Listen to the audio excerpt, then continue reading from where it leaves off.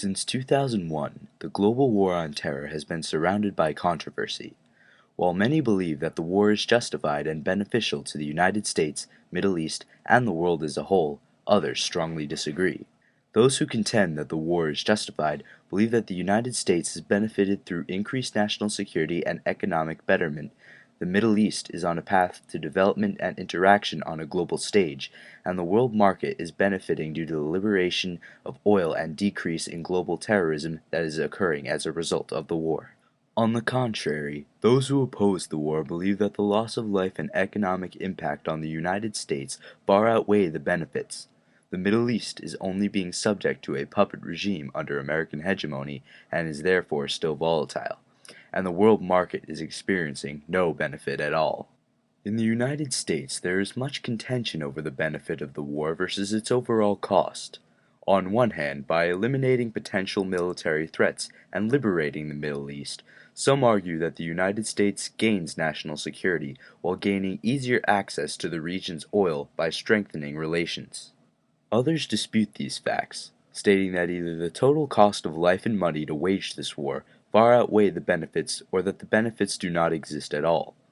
Similarly, in the Middle East, contradicting speculations exist. One side argues that the liberation of society has jump-started political and economic development, yet the other argues that society has not been liberated at all, but is a puppet regime under the control of the United States. On a large scale, the war's effect on the world is also contested. One side contends that a decrease in global terrorism has increased safety and assisted in the progression of the world economy, while another suggests that the war has had no effect on the world whatsoever. While both arguments in every circumstance have some validity, it remains to be seen whether one or a combination of both accurately describes the overall effect of the global war on terror. Support for the United States' involvement in the Iraq and Afghanistan wars essentially derives from the idea of realpolitik. Supporters believe that the human and economic expense of the war is justified by the increase in national and economic security, while the opposition believes that the ends do not justify the means. Several sources indicate that, as of the summer of 2010, the total cost of the global war on terror has topped $1 trillion. In addition, it is estimated that 5,800 U.S. troops have been killed in both the Iraqi and Afghan theaters of war.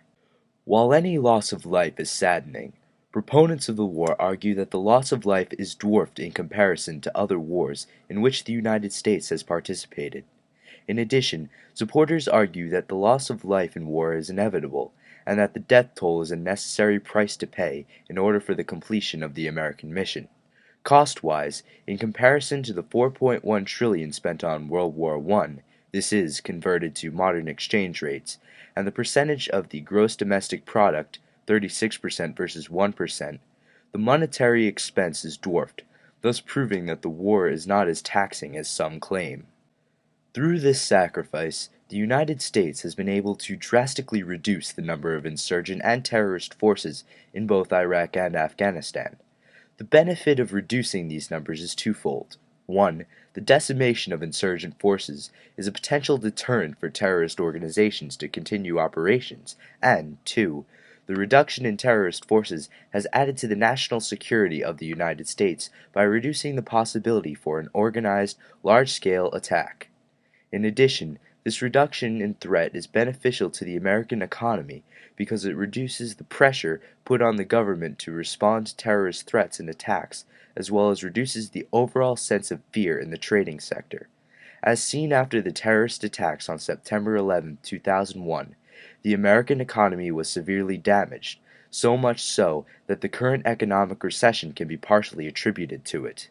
In contrast to this argument, anti-war organizations and activists suggest that the cost of the war, both in human life, fear, and economic expense, has far outweighed any benefit, if at all.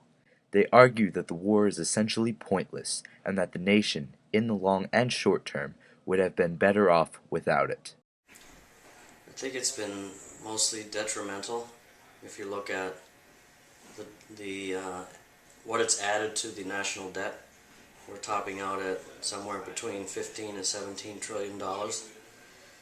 And I think that there are so many consequences of that, like the lack of investment in infrastructure, roads, education, layoffs, unemployment, healthcare problems that all stem, not all stem from that, but are certainly affected very much by a debt of that size. As a middle ground, some also argue in favor of one war or another, stating that the reasons behind one might be more valid than the other. The invasion of Afghanistan is a country, a state that has enormous problems of controlling itself. That I think maybe Afghanistan was just. Where Iraq was, that's certainly quite questionable. Ultimately, this conflict of opinion reduces to conscience. While some argue that the end result justify the means and therefore Americans should have a clear conscience, others argue that it is either immoral or too costly, and therefore Americans should feel a sense of responsibility for what is going on.